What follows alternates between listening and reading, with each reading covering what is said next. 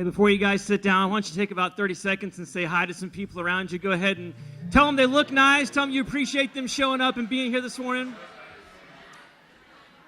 If you're joining us on our app or website later in the week, thanks for spending some time with us. We want you to know that we are for you. Let us know how we can pray for you, how we can serve you. And if this message blesses you, let us know how it blessed you and share it with your friends online. Hey, anybody want some leftovers today? Anybody want some?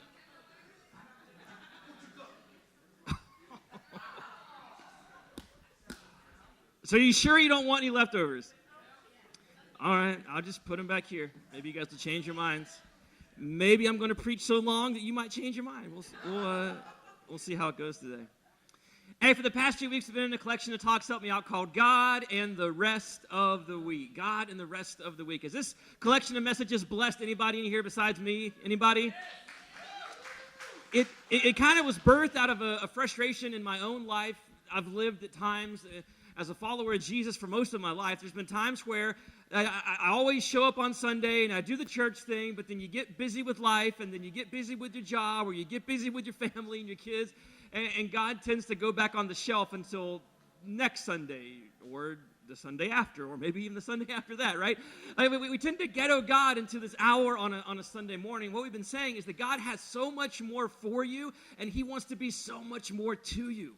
And so we've been going through these big areas that consume all of our time and energy outside of church, outside of Sunday mornings. We talked about family in the opening week and how we can bring God into our families and those relationships. We talked about how we can bring God into our work week. That was awesome, right? How we can bring God into the marketplace and bring Him into our work. Last Sunday, we talked about how we can actually walk in God's will and know what that is, and whatever it is we do, right? Whatever it is that we're doing. Next Sunday, we're going to be talking about how we can bring God into our schedules and our busyness, and I might even add a bonus message on the end and talk about how we could practice the presence of God in a single 24-hour period. So we'll see if we tack that on to the end. But today, I'm excited for this, and I've got some questions to kind of get us into the flow of where we're going. I think you guys are going to love these questions. Actually, you're not. These are going to suck all the oxygen out of the room. But I'm giving you fair warning going into them that they may not be fun, but they're important. Sometimes important things aren't fun. But I also want to say this, is don't put on some kind of religious pretense. Our church is a safe place to drop the religious pretense. So don't try to lie to yourself. Just be honest with yourself. Don't lie to yourself. And again, I'm not going to ask you to raise your hand or fill this out on your paper. This is between you and God. But I want to ask some just honest questions today. You guys ready for some honest questions? You're not ready for these. All right, the first question is this. Just roll it out, okay? So which one of these two statements creates more anxiety for you? There is no God, or there is no money in the bank? I told you, okay? I warned you. Which one of those two statements creates more fear and anxiety in you? Try them both on. Try them both on. There is no God, or there is no money in the bank. Which one of those, be honest, which one of those creates more anxiety in your heart? All right, second question is this. They don't get any better. Does the fear of not having enough get in the way of your ability to give generously? Does your fear of not having enough get in the way of your ability to give generously? When you hear about some kind of need in the community, or if you're a follower of Jesus and you learn what Scripture says about tithing and you want to live a generous lifestyle, but there's that voice in the back of your head that says, if I give this money, then how am I going to pay my bills? You've heard that voice maybe. If I take care of all these other people, then how am I going to take care of me? So does a fear of not having enough, does that keep you from being able to live generously the way that you really want to live? All right, third question is this. Do you have money in the bank but no peace in your heart? Do you have money in the bank? Like, you got some money in the bank, and you got some retirement accounts floating around somewhere from 5 or 6 different jobs that you've worked. Like, you got some money in the bank, but still you go to bed at night and there's no peace in your heart. Because that's the temptation, isn't it? The temptation is that if we could just get enough money in the bank, right? If we could just get enough income, then we could put our head on the pillows at night and we could rest easy. But come on, y'all know the truth of this. Sometimes the more you have, the more you worry, right? Yeah, the more you want to. Yeah, But the more you have, the more that you worry about it. All right, last question. All right, how hard is it for you to do the right thing when it will cost you financially? I'm talking personally and I'm talking professionally. When you know that A is the right thing to do, but you also know that A is going to cost you, do you choose A or do you choose A.2 or B or C or A is going to cost you, it's the right thing to do, but you're like, you know what? It's not that big a deal. It's just a little fudging of the numbers. It's just a little thing I didn't report, right? When you know it's the right thing, what do you do? Do you do A or do you do B? Some of you are like, is this a gift that you have? Like you've sucked all the joy out of the room. Like, is this, it is, it's a gift. Ask my wife. Anyway, so here's why I asked you those questions. I asked you those questions because one of the biggest things that will keep you from bringing God into the rest of your week, one of the biggest things that will keep you from bringing God into the rest of the week is if you truly trust Him. In fact, I would argue that it's impossible for you to fully put your hope and trust and to bring God into the rest of the week in all these different areas that consume our lives. I would argue that you can't do it unless you trust that God is good and that He is gracious and that He has something better for you. And because God knows this, he one of the ways that He invites us to learn how to trust Him is in the area that for most of us is most personal to us. And that's in the area of our finances. That God knows that if we could trust Him in that area, then really there's not many other areas of our life that we would not trust Him in. So today, even though this might be detrimental to my health, I want to preach a message to you called where is it? Called How to Be Rich. I want to talk to you about how you can be rich today. How you can be rich. And maybe you're like me, maybe you're not like me, but I listen to the radio in the car, and for some of you, you just as soon as it gets to a commercial, you flip to the next station. And maybe you're like me, and you lock it in, right? Like if you're on a channel, you lock it in. You're not trying to hunt and peck for the next thing. You just lock it in, and you have to endure the commercial. So on my ride home from work the other day, again, it takes me between 12 and 22 minutes, depending on traffic. It used to take me 6 minutes to get home. Now it's why do so many people move here? So it takes me between 12 and 22 minutes, not that big of a commute. I know for some of you, you commute up to an hour a day, so I know no one's going to feel sorry for me. But as I'm listening to the radio, I heard 2 different advertisements for a financial company that if you will invest with them, they will guarantee you no risk. You will not lose a dime of the money that you invest with them. And by the way, they're both predicting the stock market's going to crash this year. But if you invest with them, you have no risk and you won't lose a dime. I heard 2 commercials for that in that 12 to 22-minute ride. Also in that 12 to 22-minute ride, I also heard a commercial for a gold company that says I should invest in gold to hedge against inflation because that's what rich people do. Did you know that? That's what rich people do. They invest in gold as a hedge against inflation. So everyone out there today, whether you're watching YouTube videos or you're listening to your broke friend, everyone's got advice on how you can How you can get rich. We're all looking for that next thing to help us get rich. Why? Why is there an entire industry trying to help people to get rich? And here's why. Because we think we'll be secure and we'll have peace if we could just get enough. Now, if I ask you what it would take for you to feel peace and what you would feel secure in, our number is always the same. You know what that number is? More than you have now. Exactly. It's exactly right. If I ask you what's the number it would take, it's always more than you have right now. But we think if I could just get to a certain dollar, if I could just get to a certain amount, then I could put my head on the pillow at night and I would not worry. I would have peace and I would have security. And today, I want to blow that myth up. And the way that I want to blow that myth up is this. If you are a resident of the United States of America and you are even listening to this within the boundaries of the United States of America, then congratulations. You ready for this? You're in the top 10% of wealth in the entire world. Turn to someone next to you and say, congratulations, you're rich. Hey, you're rich. You guys are rich. You're rich. You're rich. Everyone's rich.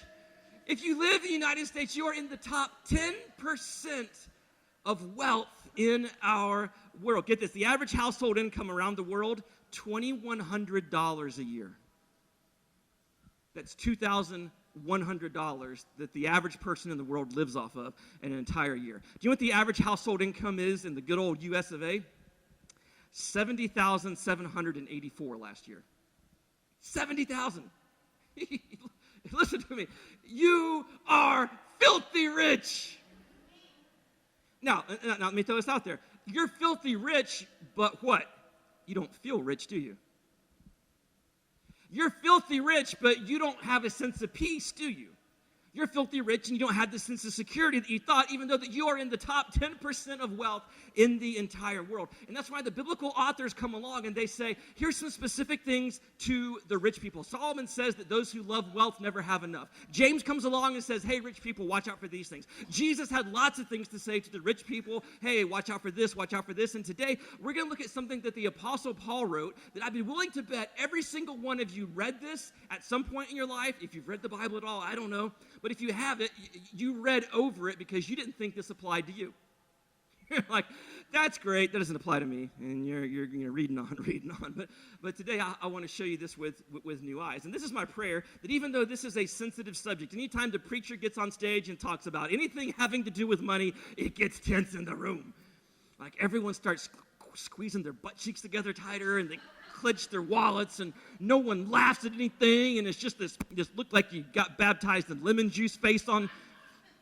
And so I get that it's tense and I get that this is a weird subject, but I hope and my prayer is that maybe you could connect some dots today. That if you feel like it's been impossible for you to bring God into the rest of your week, like there's the God stuff and then there's like life stuff. And there's the God stuff, and there's the life stuff, and you've tried to integrate the two, but it just hasn't worked. Maybe, just maybe, the reason you've had not a lot of success in that is because of this topic right here. Because you haven't brought him into the area of your finances. So if you have a Bible today and want to follow along, we're going to be in 1 Timothy chapter 6. Only place we're going to be, 1 Timothy chapter 6. In verses 17 and 18. 1 Timothy chapter 6, verses 17 and 18. This is, again, written by the Apostle Paul, who used to be a rich guy. This is 2,000 years ago. Paul was a tent maker. Remember that? Paul had a tent-making business, and Paul was a rich dude who lost all of his money to follow Jesus. Paul now goes around and starts churches around the Mediterranean rim. Again, this is in the first century. And Paul has a protege named Timothy that he's raising up and preparing to lead some of these churches around the Mediterranean rim that he has started. Again, this is about 20 years roughly after Jesus' resurrection. So Paul writes to his protege Timothy because in one of the towns in particular that Timothy had a church, there were a lot of rich people in this town. And so Paul gives advice to all kinds of people, and then he gets to the people in this church, and he's like, hey, Timothy, when you get in front of those rich people, when you have an audience with them, here's some specific things that I want you to tell them, and that's what we get to read today, because again, congratulations, you're filthy rich. You are in the top 10%, and I think it's if you make over, what is it? If your household income's over $100,000 a year, you're in the top like 1% of people in the world. Not talking about your personal income, but your household income. If it's above $100,000 a year, then you're like in the 1% of wealthiest people in the entire world. So Paul's writing to some rich people, but he's also writing to us, right? So in 1 Timothy, I can tell you guys are loving this already. 1 Timothy 6, verse 17, Paul writes this. He says, command those who are what? Who are rich in this present world. Again, that's you, that's me. We're rich in this present world. So what does he command them? Not to be arrogant, nor to put their hope in wealth, which is so uncertain, but to put their hope in God, who richly provides us with everything for our enjoyment. So we see the first two lessons that Paul tells all these rich people in verse 17 right here. The first lesson is that rich people like you and me, we need to acknowledge that we are rich. We need to stop pretending, right? Come on, most of us in here pretend how much money we have. We like you buy something new and you're like, oh, this old thing, oh, found it in my closet. And Christians are the worst at this because every time a Christian gets something new, it's like a badge of honor to be like, oh, I got it on sale. All I said was it's nice.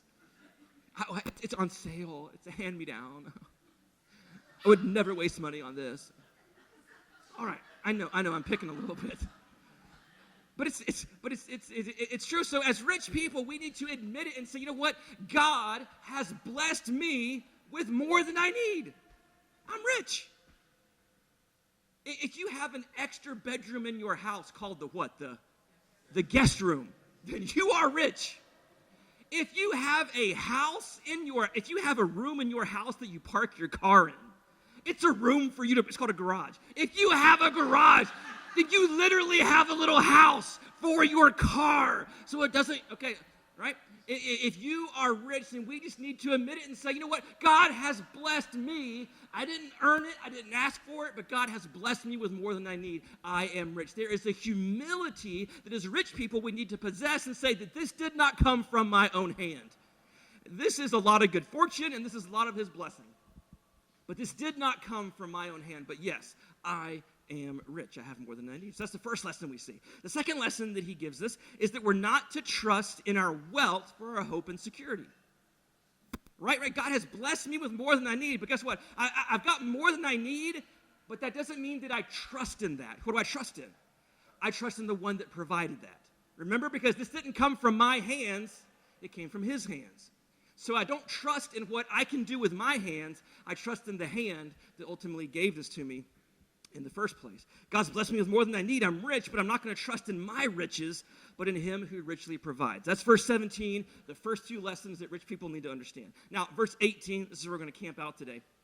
Paul says this. He says, third thing that he gives everybody, to the rich people. Command them to do what? Command them to do good. Now, Paul's not saying to tell the rich people to do like morally good. Because all throughout the Bible, we see a lot of moral things that we're supposed to do good. And Paul's not talking about the rich people doing good like average good. Because the Bible is full of things that we should do that are just good things to do. No, what Paul's talking about is that the rich people need to do good like only the rich people can do good. The rich people have an abundance of what? An abundance of time and an abundance of extra resources. They have extra time and they have extra money. And some of you right now are talking to me in your head right now and you're saying, but see, Pastor Brian, I'm not rich. I knew it because I don't have any extra time and I don't have any extra money. So this doesn't apply to me. Okay, I hear you screaming. So let me just throw this out there. How many of you, by show of hands, yes, I'm going to ask you to show your hands. How many of you, by show of hands, in the past month, have gone out to a sit-down restaurant where you had a waiter or waitress that brought you the food? Hands in the air if you've been to a sit-down restaurant in the past month. Okay, that's almost, I think, everyone's hands in here. Do you know what that tells me? That you had some extra time and you had some extra money. Because you had so much extra time and so much extra money that you could pay someone to wait on you. Oh, yes, I will have the chicken Alfredo with a side of broccoli, yes. Now go away, peasant. You had so much time and money, you could pay someone to wait on you, and then guess what happened? You had so much time and money that someone cooked for you. Back in the kitchen. They cooked it, and then what'd they do? They brought it out to you and set it on your plate. They did everything but tuck the napkin into your shirt for you, right? And then you also had enough time and money that you could pay them to clean up after you. If you have gone to a sit-down restaurant in the last month, congratulations, you are rich. And Paul tells the rich people to do good, not like good, like average good, not like moral good, but do good like only a rich person can do.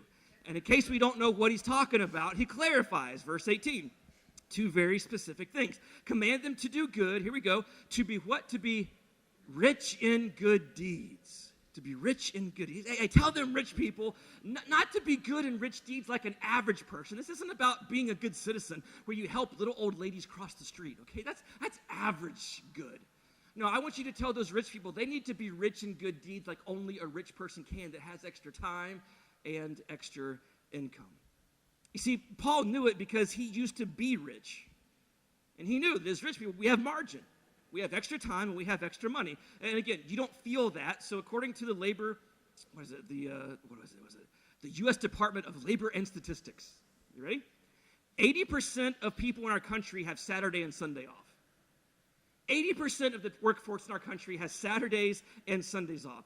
That's unheard of in other parts of the world. It's also unheard of in biblical times, because if you didn't work, you didn't what?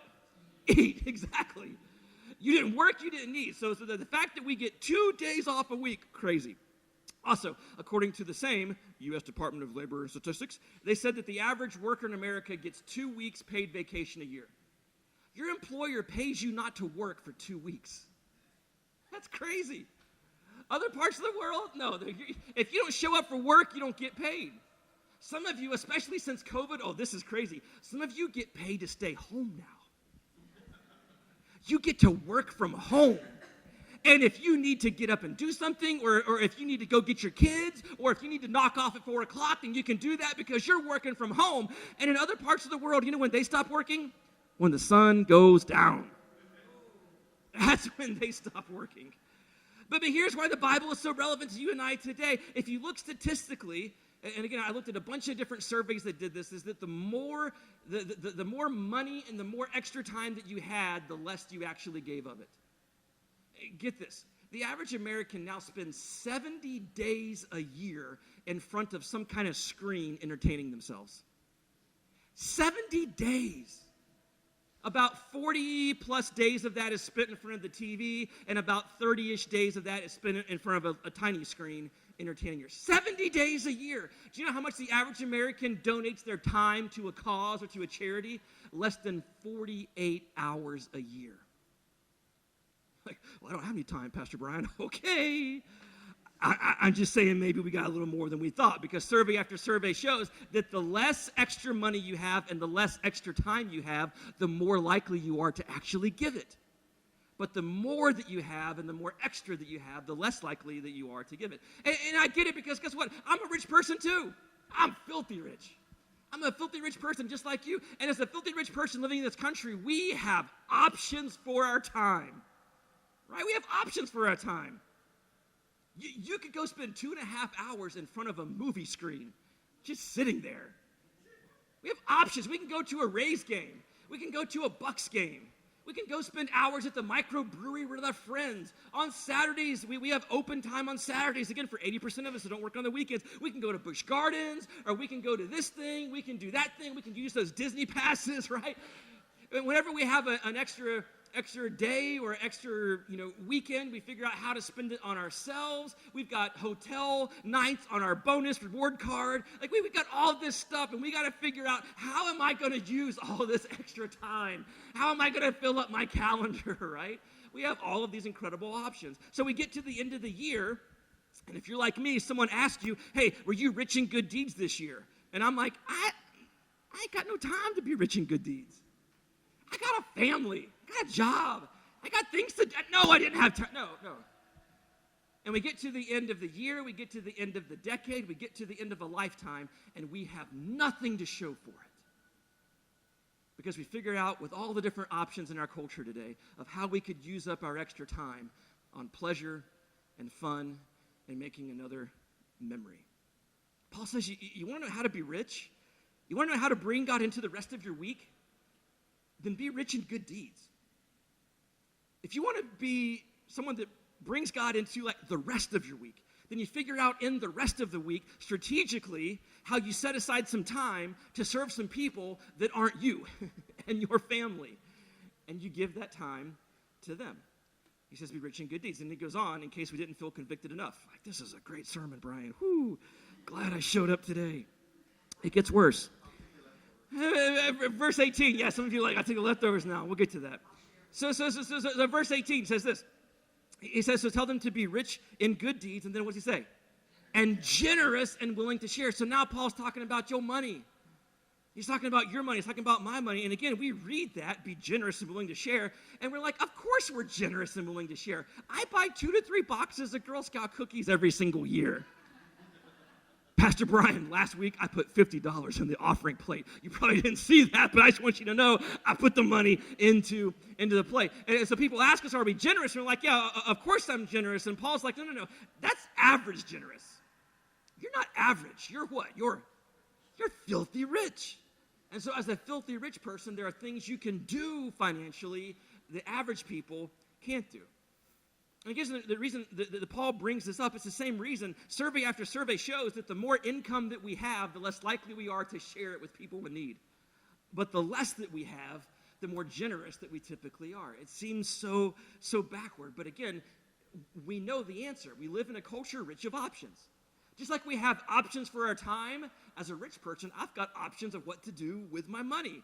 And so without even thinking about it, I submerge myself into a culture that has all of these different things I can do with my money. There's always something else that we need. There's always something else that we didn't even know they had, but now we need it now that we know it. It's like walking into Target. You don't walk into Target with what you need. You walk in and let Target tells you what you need, right? Oh, wow, they have those? Oh, I didn't even know they made those in that color. It's amazing. Come on, am I right? We submerge ourselves, and without even thinking about it, we use it as an excuse to use up all of our margin. And so now when someone comes to us and they're like, hey, can you help me with this? Or there's this cause over here, or this thing happened and they need some money. And we're like, you know what? That sounds like a really worthy cause, but I just can't. Because what? Because I used up all my margin on me and on my lifestyle. And Paul says, hey, that's not how to be rich. That's how to be selfish. It got really quiet in here. And guys, listen to me. The whole time your Heavenly Father is saying, guys, I want you to live a lifestyle of generosity. That I didn't bless you in this country to be a reservoir of my blessing. I blessed you so that you could be a river of my blessing. That when a blessing comes into your life and you hold on to that and you're a reservoir of that, it stops right there with you, and God's not going to bless you with any more. But when you are a river of his blessing and you allow what flows into your life to flow through your life, then God can give you more. And what he wants to teach you in that is that your reservoir, your supply, that is not the source. That the source is his hand, and if he flows it to you and flows it through you, then he'll flow it back to you once again. That you can trust in him and his supply, not in the supply of your own hands. And you would think that we would get that. You would think that because we're so rich, we would think it would be easier to give. But again, as a filthy rich person myself, I know exactly how this happens. It's easy to give $1 out of every 10. What can you do with a buck? That's like a commercial for a fast food place back in the day. What can you do with a buck, right? So you can give you can give $10 out of every 100 that you have. Again, not a big deal. You can't even buy fast food anymore for $10. So you can give 10 out of 100, even giving 100 out of 1,000. We can usually do that because that just feels good. Like, oh, yes, I'll actually give you $100 for your charity. Yes, I know, right? It feels, I dropped a Benjamin in the bucket. Woo, look at me, party going on in heaven. Like, why are you so sarcastic today? I don't know. But when you get to 1,000 out of every 10,000, now that hurts a little bit. Because I'm like, I could do a lot of stuff with $1,000. And then you start talking about 10,000 out of every 100,000 of income that you've got. $10,000, that's a new car payment. That's a new boat payment. That's our trip to Hawaii, baby. Like that's a difficult check to write. But the whole time that we're like, I don't know if I can give that. I don't know. And God's like, listen, as rich people, learn how to overgive. Learn how to overextend. I think sometimes God is in heaven like this. Like when we're trying to figure out with a calculator and a piece of scratch paper how we can get that thing that we want really bad, how we can fit it into the budget. I'm talking to someone that did this week. But there's something that you want really bad. It might be a bike, it might be a boat, it might be a vacation, it might be a new wardrobe, but there is something that you want and you've been trying to figure out with a calculator and pencil, and you're trying to get creative with the math of how you can afford this. I think sometimes God's going, why don't you get that creative with your giving? Why don't you get that creative with extending it outside of your kingdom to help somebody else's? And Paul comes along and says, that's because they're selfish. And that's why Paul writes Timothy, because guess what? Rich people by nature are selfish. It's not your fault. Turn to someone next to you and say, it's not your fault. You're rich. It's not your fault because you're rich, and rich people by nature are naturally selfish. And so Paul instructs Timothy, and he says, hey, when you get in front of those rich people, don't take this for granted, that just because they have more doesn't mean they're going to give more. You got to tell them, be generous. Be generous, be generous, be generous. Why? It's because it's going to fund what God wants to do in the world, and it's going to teach you that the supply does not come from your hand, but the supply comes from his hand and his hand alone. Okay, great. So what does this look like in the real world? This is all nice preacher talk. Actually, it's not very nice preacher talk. I'm not glad I came today. So like, what is it like? I've got bills to pay and kids to pick up at school. What does this look like? Let me tell you what it looks like. Same thing for every single one of us, is that we have to decide to pre-decide. Let me say it again. You have to decide to pre-decide. In other words, that if we don't make a decision on the front end of the month, on the front end of the week, on the front end of the paycheck, if you don't make a decision on the front end, then you're never going to have anything left on the back end. Do you know what you're going to have left on the back end if you don't pre-decide to pre-decide? Leftovers. Now, let me smell it again. Oh, it's juicy. Oh, it got, all right. Now, let me ask you in your house, leftovers. Who are the leftovers for? They're for what? They're for your family, right? They're for your family. There's not a single one of you that would have an important guest over to your house. And you're like, hey, what y'all want to eat? We got some leftover Alfredo from Tuesday. There's a slice of cold pizza from, it might have been the Friday before. I don't know. We got some, no one goes into their fridge and starts feeding leftovers to their guests. But if we, as followers of Jesus, if we don't pre-decide some of our time, some of our money, if we don't make a decision on the front end, then this is what we offer the world and God. Our leftovers. Our filthy, smelly, wouldn't even hardly eat this or feed it to my dog. That's what we give to the people that God cares about and to the world around us. Some of you are familiar with the term dollar cost averaging. You ever heard that term, dollar cost averaging? Okay, maybe you're not familiar with it, but you do this. This is the way a 401k works. This is the way your retirement works. If you're taking any kind of money and putting it into retirement, then you're familiar with how this works. That before you ever see the money, what happens to it? Right, it goes from your account into somebody else's account. So when you get paid electronically, it's magic how this happens. Like they take some money for Uncle Sam, and they take some more money from Uncle Sam, and they take some more money because we're filthy rich, right? And they take some more money and they give it to Uncle Sam, and then you take some money and they put it in this other account over here, and then you get the rest of it, right? It doesn't matter if the economy is up or if the economy is down. Every time you get paid, every week, every other week, every month, some money comes out and it goes from one account into the other. Why? You pre-decided that I'm not disciplined enough, that if I don't do it on the front end, I'm never going to have anything left over on the back end. So what do? You do it on the front end, right? The same principle applies for dollar cost living. Dollar cost of living. You take some of your time and you take some of your money and you set it aside at the beginning, at the front of the week, at the front of the month, at the front of the paycheck, and you set it aside to give to other people. Whether it's a busy week or a slow week, whether it's a good economy or a bad economy, you just pre-decide, I'm going to give this ahead of time, and you figure out how to live on the rest. I'm talking about giving up some of your time. That you would take some of this precious commodity that we've been given, and you would pre-decide that I'm going to give once a month, I'm going to give this hours of service to here. Or, again, I'm kind of partial to our church, that I'm going to commit to serve here this many times a month. Or I'm going to commit to serve, whatever. Because this is what I know. The reason that you love to come to our church is because there's some people that already did this, and they pre-decided on the front end. They realized, you know what, I'm rich. And I've got some extra time, and I've got some extra money, and so they gave some of that consistently over a long-term basis. And now as they look back over the year, as they look back over 5 years, as they look back over the last decade, for some of you, as you look back over the last 18 years, there's something that you can show for it. There is something of eternal kingdom value here because of you. So again, I'm talking about taking some of your time and figure out how you can not just spontaneously give to this need or that need, but no, you focus in, you pre-decide on how you can do something to live for Pasco, live for your community. But again, you have to pre-decide, because if you're spontaneous about it, you're never going to have anything left, right? You're never going to have anything left because we're too rich with options. And so you have to pre-decide, hey, we've got, the next 6 Saturdays or the next 6 Sundays or the next 6 Mondays or whatever. We've got some open spots in our schedule, so let's decide now, before we fill it up with all the options, let's decide to do it now and pre-decide to give our time to somebody other than just our family or our kingdom.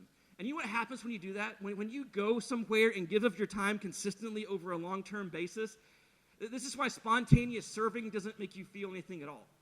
But when you do it consistently over a long-term basis, all of a sudden, these aren't just strangers that you're serving with. This is family that you're serving with. These are my people that you're serving with. And you can look back and you can see the impact that you actually made. That's how you be rich in good deeds. That's how you have something to show for it, how to break the back of selfishness in your life. But again, if we're not strategic and we pre-decide on the front end, then you're going to get to the end of the year, you're going to get to the end of the decade, and you guys went on some nice vacations, and you had some fun weekends, and your kids played all the sports, but you have nothing of eternal value to show for it. And the same thing applies to our finances. That we take a portion of our income before we ever see it. It's just like with investing. If you wait until the end, all you have left is the leftovers. Oh, those things are gross looking. It's been sitting for a while. No, you decide on the front end. You decide here's an amount that before we fund our kingdom as a family, we're going to fund somebody else's kingdom, and we're going to learn how to live on the rest. But you don't do that on the back end. You do it on the front end. You decide to pre-decide. Now, if you're not a Christian yet today, that's just some good advice you're not going to hear anyone else say. That if you will actually give some of your time and some of your money to fund somebody else's kingdom, it'll come back around to you. Whatever you want to call it karma, you want to call it good vibes, you want to call it whatever, that if you will do that with someone else, that it will come back around to you more than you had to begin with. That's just good advice you're not going to hear anywhere else. But listen to me, come on. If you are a follower of Jesus today, then this is not just a good idea. This is a command going all the way back to Abraham in the time of the Old Testament. It's something called tithing.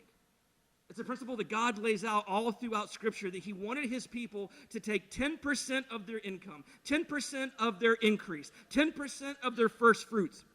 And he says, you bring that back to me. You don't give it to God because God owned it anyway. God's the one that gave it to you in the first place. No, you bring it back to him. Why do we bring it back to God? Because it's that whole thing we talked about in the beginning. It's where is your trust? Is your trust in your income? Is your trust that you're not going to have enough? Or is your trust in God and God alone, that he's the one that gave it to me, he's the one that supplied it to me, and he's the one that can continue to supply it to me. When you, as a follower of Jesus, take 10% of your income and you bring that before him, it is a sign of trust that you believe, God, I believe that you can supply more of this. You supplied this, I'm going to send it on down the line, and I believe that you can give me even more. It's a sign of trust. And let me tell you, for Cheryl and I, this is a non-negotiable in our house since the beginning. We have learned more in this area than any other area of our spiritual life. We have learned to trust God more in this area because of our willingness to have open hands and say, okay, God, I don't know if we can, keep it back. Okay, take it. Like, as we have done that and seen God faithfully provide, I'm telling you, it does something. And it's the same thing that happens with your time. If you continue consistently to give your income to a place, your heart goes in that direction. How did Jesus say it? Jesus said that your heart follows your wallet. Your heart follows your money. Amen? That wherever your money goes, your heart is going to follow. And that's why this has nothing to do with an amount. This has nothing to do with a certain amount of money. It has everything to do with what God is after, and that is your heart. What Jesus wants is your heart, and he knows that often the only way to get your heart is through your wallet. It's through your finances. And learning to trust him in that area. So Christian, listen to me. If you are not priority percentage giving, that means you pre-decide on the front end, not leftovers.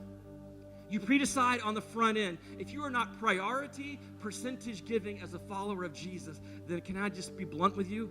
You're not doing rich very well. But more than that, you're missing out on so much of what God has in store for you. That's why Paul said to Timothy, hey, tell those rich people to be rich in good deeds and be generous and willing to share, not like average person good, an average person generous, but as only a rich person can. But the only way they're ever going to get there is if they pre-decide a percentage. guys, think with me for a second. Think about if the church in America had just applied this principle over the last 30, 40, or 50 years. What would the perception of the church be in our world today if we had just done this one thing? That if the church outgave and outserved anybody else in the world. We outgave and we outserved. When someone comes to your rescue, it's hard to be mad at them. When someone selfishly gives to help you in your need, it's difficult to ignore why they did that.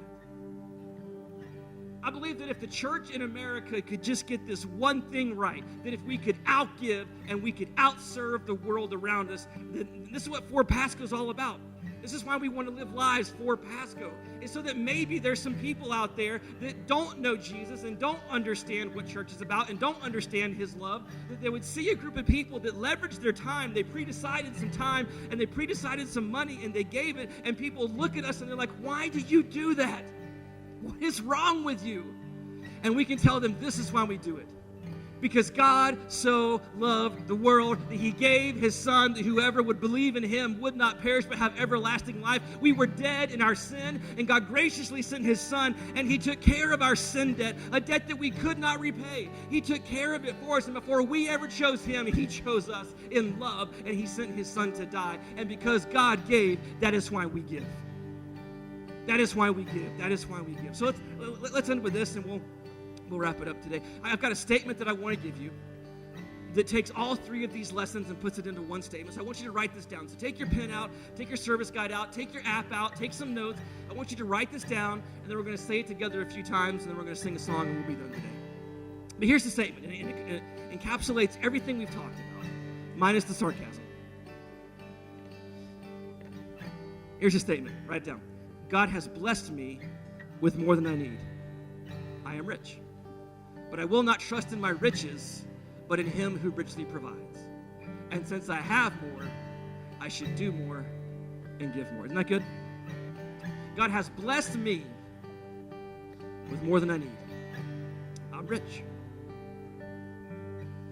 But I will not trust in my riches, but in him who richly provides.